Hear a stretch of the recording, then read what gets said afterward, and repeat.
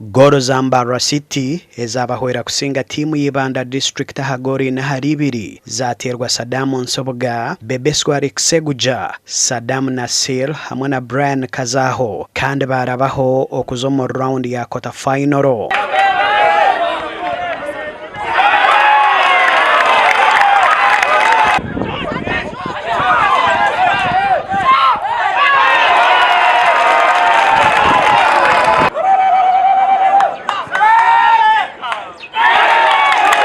Gori ibiri eza timu y'Ibanda zaterwa Hassan Sekandi hamwe na Marvin Oshaba kandi Mbarara City omuzano ogo baguhendera barya bazani 10 mbwanyuma omwe habazana babo okutunga kade rukutukura timu ezabanazano omuzano gutorogere nyemwe bazyo mbwanyuma ya timu zombiri okubura kwikirizana.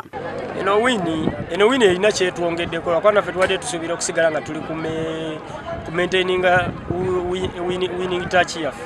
Naffe kitukoledde nti bwe tuguwangudde neera ne twongera mu maaso yadde twandikoze amaliro oba twandisudde neera twadde tusigala nga tuqualifyinze naye ng'ate kati tulina kye tufunyeemu tufunye ne winning touch. So nyoni mpamiz'abanyi Ibanda ng'omutawa maani ng'okuba twarga omupiira okagira ngu hangu ensi yaho reka tugende tuwerioganizing eje Ankole tournament nibweza yatandika twine season ya kashatu twine ya kana tugende twetebekana je season ekorataho tuyize twine amani ekikopo kitware. Mbarara City yarabaho nke ya kabiri omu group ya kabiri no boneri 10 enyuma ya timu ya Bhoejo district eyebembire group age no boneri 15.